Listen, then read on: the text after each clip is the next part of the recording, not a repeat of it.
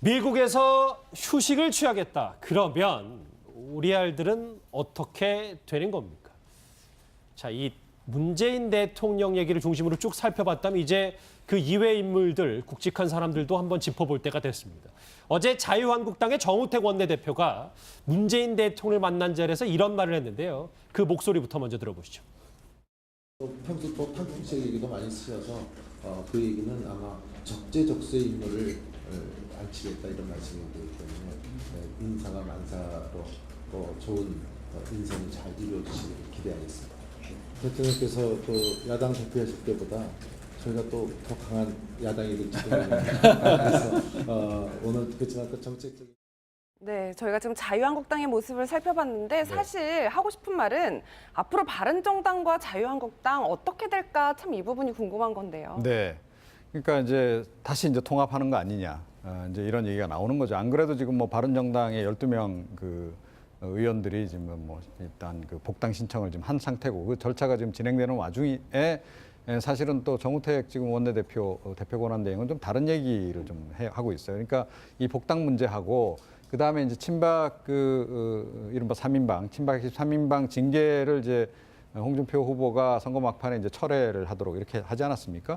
그 부분도 이건 뭐 최고위를 열어서 다시 좀 논의를 해야 된다 이렇게 지금 얘기를 하고 있어요. 그래서 이게 생각하고는 조금 다르게 흘러가는 거 아닌가 이런 생각도 좀 듭니다. 그러니까 홍준표 후보는 일단은 뭐 이제 미국으로 떠나서 당분간 이제 국내 부재할 것 같은데 이 상태에서 일단은 지금 뭐 정우택 지금 대표 권한대행 중심으로 해서 지금 이제 모든 것들이 좀 정리가 돼 나갈 수밖에 없는데 일단은 뭐 제가 보기에는 그 친박 그 청산 관련해 가지고 친박 청산 관련해서 이번에 이제 그 징계 해제 관련해서 사실 비판론이 상당히 많았었기 때문에 그걸 좀 의식을 하는 것 같습니다. 그래서 앞으로 당을 재건하는데 역시 친박 핵심들 징계 부분은 그냥 그대로 가져가는 것이 좋지 않겠나라는 판단을 좀 한 것 같고 그래서 도로 원위치를 좀 시키는 거 아닌가 이렇게 생각이 되고요. 그 바른정당 그 12명 그 입당 문제는 어쩌면 조금 내부적으로 좀 복잡할 수도 있겠다 이런 생각은 좀 들어요. 그러니까 이게 자칫 잘못하면 그러니까 홍준표 후보의 향후 이제 그 정치, 그러니까 자유한국당 내에서의 어떤 행보에 어떻게 보면 날개를 달아주는 격이 될 수 있기 때문에 친박계에서도 우려를 하겠지만 자유한국당 내에 약간 중진급 이상 의원들은 우려스러운 부분도 없지 않아 있을 겁니다. 특히 정우택 지금 원내대표 같은 경우에도 뭐 본인도 지금 뭐 대권에 관심이 있고 이런 상황이어서 지금 약간은 좀 견제를 지금 하고 나오는 상황이다 이런 느낌이 일단 드네요. 김성환 평론가님. 네. 이제 홍준표 전 지사는 홍준표 지사는 이제 미국으로 가는 건데 그러면 남은 12명 이 사람들은 어떻게 좀 뭔가 처리가 돼야 되는 거 아닙니까? 그냥 미국 가버리면 또 이것도 문제가 되는 거 아닌가요? 그러니까 지금 본인 입장에서는 사실 선거 패배의 책임을 져야 하는 입장이잖아요. 아마 남아있고 마음은 남아있고 싶었을 것 같지만 그럴 수 있는 상황은 못 되니까 결국 당분간 이렇게 좀 휴식 겸 아니면 선거 패배에 대해서 책임을 지는 겸 이렇게 나가 있는 그런 모양새를 취하고 있는 것 같은데요. 저는 결국은 받아들일 수밖에 없지 않겠나 이렇게 생각합니다. 왜냐하면은 지금 자유한국당은 한석이 아쉬워요. 이 13명을 받아들이지 않으면은 지금 100석 이하로 떨어지거든요. 근데 100석 이하로 떨어지게 되면은 국회 선진화법도 문제가 되고 여러 가지로 좀 자유한국당이 국회 내에서 뭔가 이렇게 수적으로 저지할 수 있는 선 자체가 무너지는 것이기도 하거든요. 그런 면에서 지금 바른정당에서 온 의원들을 받아들이긴 받아들이되 그래도 기존에 지금 박근혜 전 대통령의 어떤 탄핵 소추안에 찬성을 했다고 하는 이른바 자유한국당 친박계 입장에서 보면 원죄를 뒤집어 쓰는 의원들을 원죄를 가지고 있는 의원들을 그대로 받아들이기엔 좀 쉽지 않을 거 아니겠습니까? 어떤 방식으로든 그냥 곱게 받아들여 줄 수는 없다.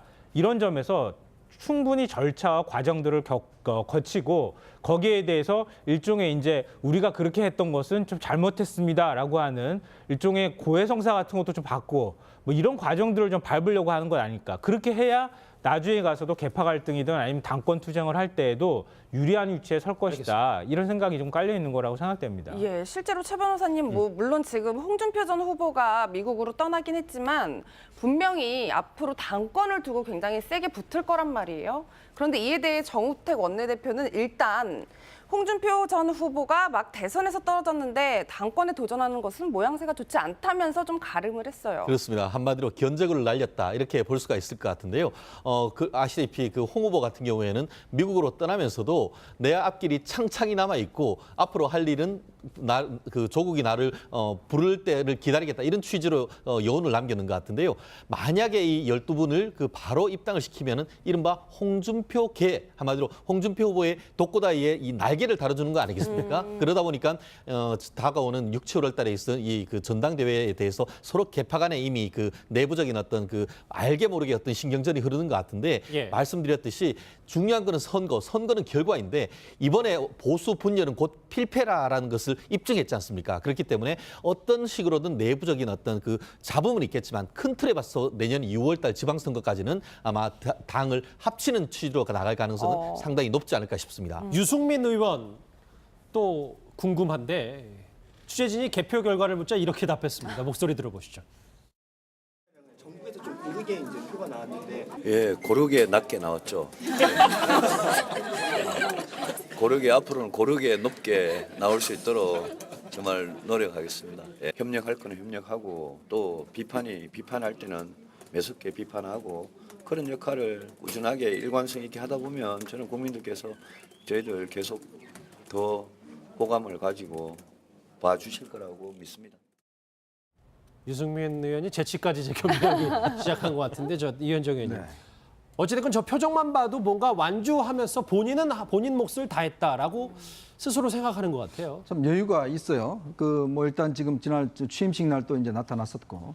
근데 사실 지금 보면 이번 선거 결과를 보면 정말 보수의 텃밭이라고 하는 강남 3구, 강남 서초 송파 여기서 사실은 홍준표 후보가 다 졌습니다.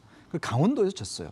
자, 그러면 결국 자유한국당이 지금 자신들의 중요한 기반에서 다 무너졌다는 말이죠. 예. 자, 그러면 지금 상황에서 저렇게 지금 내부 싸움을 하고 있을 때가 아닙니다. 이제 그런 상황인데 어떤 면에서 본다면 이제 유승민 후보가 이제 앞으로 보여줄 수 있는 개혁적인 보수. 저는 이 부분에 좀 어떤 가능성을 충분히 엿봅니다. 특히 왜냐하면 이번에 20대, 30대의 어떤 지지가 있었지 않습니까? 즉, 지금은요, 지금 같은 그런 홍준표식 보수 갖고는 이제는 더 이상 이제 국민들이 지지받을 수 없다는 것 자체가 이번 선거를 통해서 증명이 됐거든요. 그렇다면 이제는 보수도 어떤 방향을 갈 것인가, 즉 개혁적 보수로 갈 수밖에 없다, 즉 따뜻한 보수로 갈 수밖에 없다. 이제 그런 명제를 줬기 때문에 만약에 유승민 후보가 앞으로 저런 모습을 통해서 보여준다라면 충분히 보수 쪽에서 새로운 대안으로 저는 있을 수가 있다고 보여집니다. 예, 유승민 후보와 함께 이번 대선에서 이름 석자 제대로 알린 사람 한 명 또 있습니다. 심상정 의원에게 문재인 정부 노동부 장관 설이 또 불고 있는데 그 목소리 한번 들어보시죠. 저는 가능성 있는 이야기다라고 생각하고요. 오바마 정부가 열린 백악관이라고 해서 10만 명 이상이 백악관 홈페이지에다가 직접 실명으로 예를 들면 사람을 청구하거나 아니면 정책을 이야기하거나 그 제도를 운영하고 있거든요. 우리 청와대도 이런 것을 했으면 좋겠다 해서 예로 그런 말씀을 드렸습니다. 유승민 후보 얘기도 사실 많이 돌았는데 그것도 불가능한 얘기 아니네요. 저는 그렇다고 생각합니다. 예, 이런 이야기까지 나오는 거 보니까 심상정 전 후보는 선거에서는 패했지만 그래도 일종의 승리를 했다. 저희가 이렇게 평가를 해봐야 될까요? 네, 저는 그렇게 생각합니다. 왜냐하면 진보가 가지고 있는 공간이 그렇게 넓지 않거든요. 그동안에 이제 득표율로 보면은 3.9%가 최대 득표율이었다 이렇게 얘기를 하고 있는데요. 이번에 6%대가 나왔기 때문에 얼마든지 가능성을 확인한 선거였다 이렇게 생각이 되고요. 저는 이제 지금 나오는 것처럼 문재인 대통령이 후보 때 이제 대선 과정을 겪으면서 이 제1순위 연정 대상이 정의당이라고 꼽았었어요. 그러니까 노동부 장관으로 심상정 후보를 지금 심상정 전 대표를 얼마든지 거론 가능하다고 생각하고요. 또 그동안에 이제 문재인 대통령이 공약을 내세웠던 것들을 보면은 정규직, 비정규직 차별 해소 문제라든가 이런 것들에 대해서 굉장히 관심이 많았거든요. 근데 노동계 쪽에서 잘 아시는 분들, 노무사들도 만나보고 그러면 다른 거 다 필요 없고 그냥 노동법 하나 잘 지켰으면 좋겠다는 얘기 많이 하는데요. 기본만 해라. 심상정 전 대표가 만약에 노동부 장관으로 임명되면 그거 하나만큼은 잘할 수 있지 않을까 좀 그렇게 생각합니다. 예. 근데요, 사실은 이제 이번에는 좀 저런 자리 줘야 된다라고 저는 봅니다. 그러니까 이 선거 때만 되면 꼭 막판에 이 진보 표심이 다 몰아줘야 됩니다라고 민주당이 늘 얘기를 해요. 그러면서 이 정의당, 이 진보 정당의 희생을 좀 늘 요구를 한단 말입니다. 이번 같은 경우에도 제가 보기에는 선거 막판에 아마 심상정 후보에게 갈 표 가운데서 한 3% 정도는 문재인 좀 대통령 쪽으로 좀 갔을 거라고 좀 봐요. 자, 그렇다 그러면 그러니까 다음을 위해서라도 다음 대선 때 뭐 혹시 불리했을 때 저 정의당에 약간 좀 도움을 요청하거나 또는 정의당의 희생을 요구하기 위해서라도 이번엔 뭔가 좀 저런 그 가시적인 그런 선물을 좀 줘야 한다, 저는 그렇게 생각합니다. 와신 상담하고 있는 이 분들의 면면 얘기까지 짚어봤습니다.